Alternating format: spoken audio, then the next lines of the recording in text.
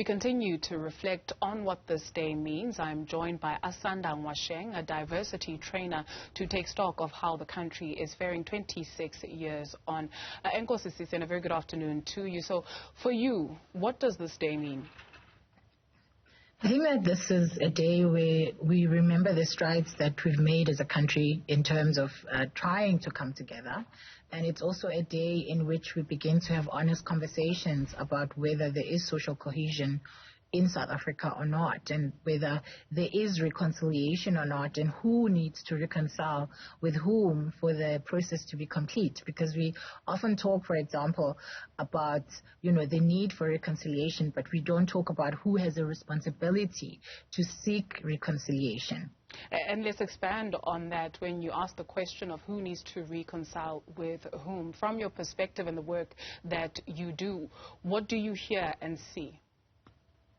I think that the first thing that really still stands out is the fact that a lot of black people feel like the pain, the injustice, and the trauma of apartheid and colonialism before it is not acknowledged.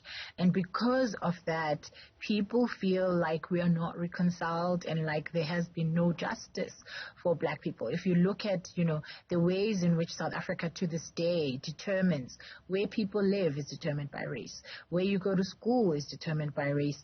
What access you have to education, to higher education, and so many things are still determined by race. And so, of course, if you have a little bit of money, you can break these racial barrier lines. But if you don't, you find yourself stuck still in a township, still in poverty, still unemployed, and still unemployable, and still unable to access even basics such as education because of the way our society is built along racial lines, which still to this day follows the apartheid hierarchy of humanity, which prioritized and saw white people as the most important citizens, and then followed by Indians, and then followed by colored people, and then lastly with black people at the bottom. That hierarchy of humanity, according to apartheid, has not been broken down. And of course, we have an even more interesting element now, which is that there is high youth unemployment, which means again that it is not possible to be reconciled as a society when you are not able to become fully your own economically, when you are not able to realize any of your dreams and live the South African dream and actually realize the freedom that Nelson Mandela, that Robert Sobukwe, and so many fought for. And until we start to have these conversations, until we start to have more white people acknowledging that racism is trauma, that racism causes pain, that racism hurts real people, and the legacy of colonialism and apartheid continues to have an effect and continues to cause pain to black people. Once we start with white people having those conversations and acknowledging their part and acknowledging that they benefited from an unjust system, we will begin to see more peace. We will begin to have less, ugly conversations where even political issues become very quickly divided along racial lines, and politicians begin to use and abuse the racial divisions in South Africa for their own nefarious means. If you look at, for example, the way South Africans are responding to the possibility of Jacob Zuma going to jail, there are many black people who are saying, no, this is because he's a black man and he's being hounded, etc., etc. And of course, Jacob Zuma plays very well to that narrative and loves that narrative, and his supporters love it.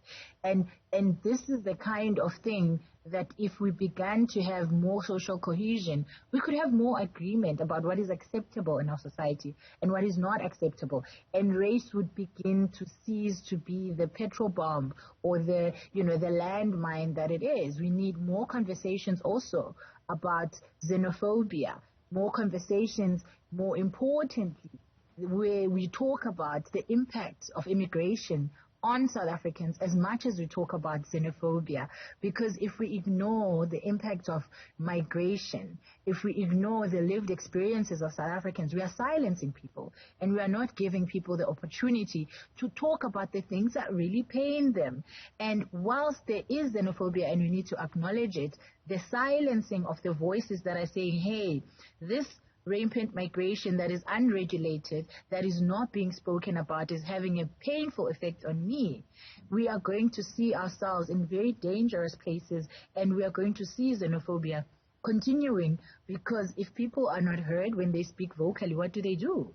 They take out their anger on those they see as part of the cause of their anger. And so these are some of the issues that we need to deal with. Inequality, youth unemployment, and unemployment in general, and poverty. Because you cannot have people who are reconciled when they can't access education, when they can't, realize the dream and the vision of South Africa that we all wish for and hope for. And once we start having these conversations that are difficult conversations, that are not easy conversations, that are not easy to solve conversations, then we are going to see a lot more progress. And my concern right now, really, is just yesterday, our own Department of Arts and Culture and our own Government Information Systems Department decided to bring into a conversation about social cohesion and decided to kind of pay or commission a known racist institution, like the Institute of Race Relations, to tell us about social cohesion. These are the big mishaps that we are making. How can our own government not recognize that the Institute for Race Relations is nothing but the research wing of the DA and is there to perpetuate the belief that there isn't racism and that actually white people, suffer more, which is exactly what they did when they released the report. They said that, white South Africans are feeling racism, which doesn't even make sense, because if you understand racism, you'll understand that only white people can be racist against black people. When it is black people who are being mean to white people, it's called prejudice. It's called discrimination, but it can never be called racism, because racism requires a particular history which can only be found in colonialism, and a particular history which can only be found in apartheid, in order for it to be called racism. And so we need to also start getting the languaging around these things correct and start being able to articulate the difference between prejudice and discrimination. Sissy, allow me to come in here. You've said so many things, and it is clear that this is so nuanced, right? I'd like to pick up on a point that you mentioned of economic emancipation. I was speaking to a friend from Zambia when we were talking about the emancipation of the continent, and he said that no one is going to give anything up to make sure that you are comfortable. There are some sectors of the society that believe that perhaps it is too late, because we find ourselves so many years down the line still having the same conversations, still trying to come up with the languages. So in the absence of, leadership, quote unquote, what is it that you and I can do? I think that, everyday South Africans, normal South Africans, have a responsibility to think about the things they say and the impact that they have on others, first and foremost. We have a responsibility to understand that we live in a diverse country, and that means being able to respect.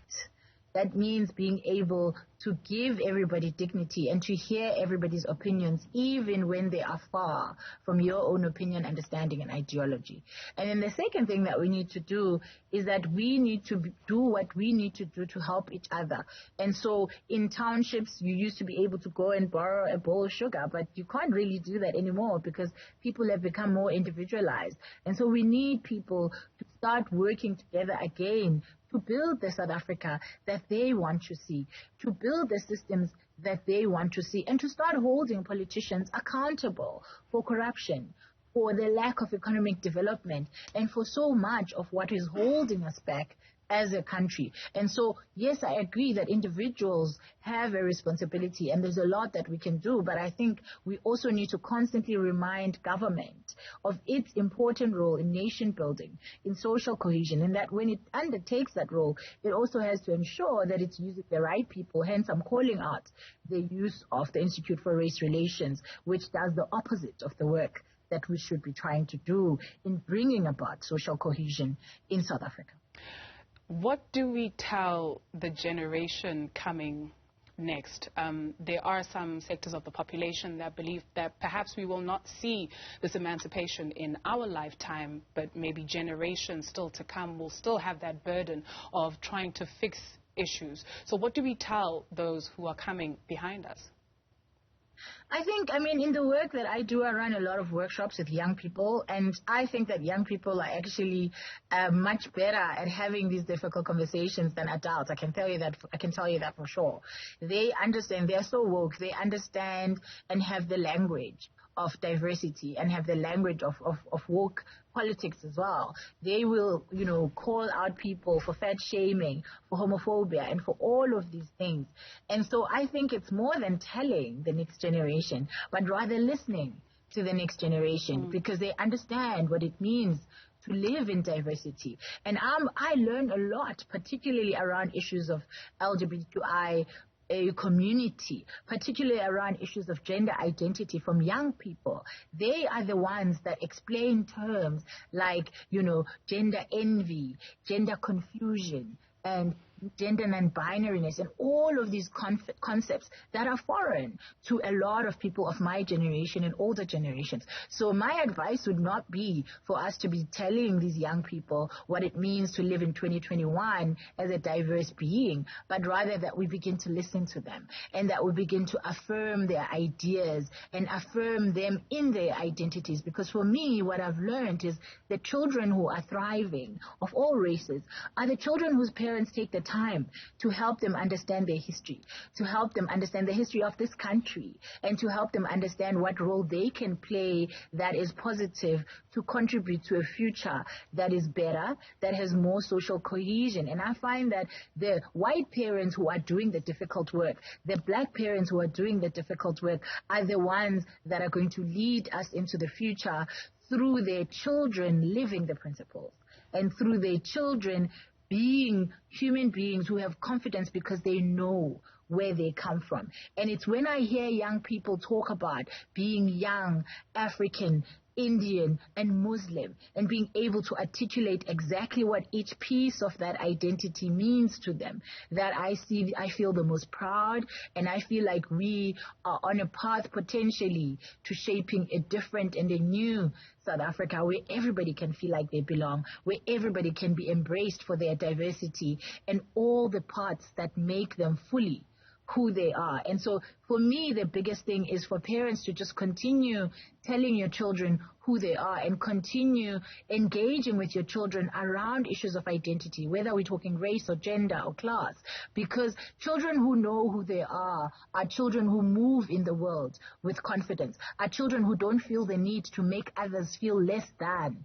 because they know their place in the world, because they know that, to have somebody shine in their blackness, in their Muslim tradition, in their, anything does not take away from them and does not remove anything from them, but rather that it enhances their experience of being human beings who can live in diversity and human beings who can live with others and make others feel like they belong to a space as much as they themselves feel they belong to a space. Let them be the best versions of themselves from a young age. Dr. Mamphela Ramphela suggests that we use Ubuntu to bridge the gap. What is Ubuntu? Not only to you, but from what you hear from these young people. I mean, Ubuntu, of course, is the concept of I am because we are. And Ubuntu is actually a beautiful concept when it is put in practice. But Ubuntu cannot thrive in an environment where you are giving and being generous with yourself and your forgiveness if others are not doing the same.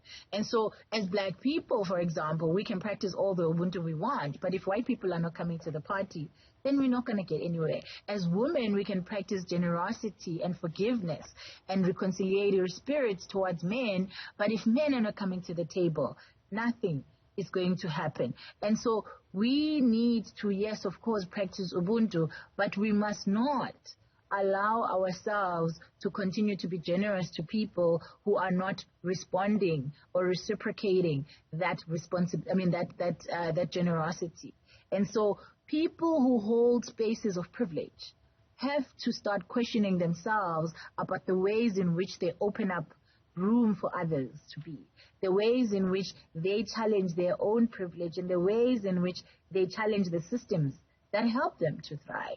And they need to think about what contribution they want to make to this South Africa and how they can play their part in making Ubuntu a full circle rather than the half circle that it's been, because we continue to forgive the people who continue to not ask for an apology and who continue to deny the pain as black people. And we continue to, be kind to politicians who are corrupt and simply taking away the futures of our children.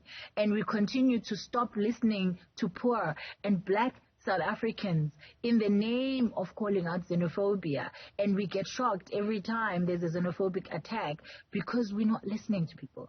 And so my thing is that we need to listen more to each other, and we need to talk more to each other, and we need to stop discounting the experiences of people who don't look like us, who don't sound like us, and who don't have the same educational background or cultural background or any other background that we have. That is how we can begin the process of making things better for people, for everybody in this country, to feel like they belong. And of course, we need to make sure that we don't, in our citizenship, start to make people who are not South African or non-nationals feel like they don't belong here, because South Africa belongs to all who are in it, irrespective of race, irrespective of culture, irrespective of country of origin. And it is our responsibility to ensure that this country and this vision that we had and this constitution that we built is lived by all, is embraced by all, and is an experience for all rather than something that's theoretical and lives in a textbook.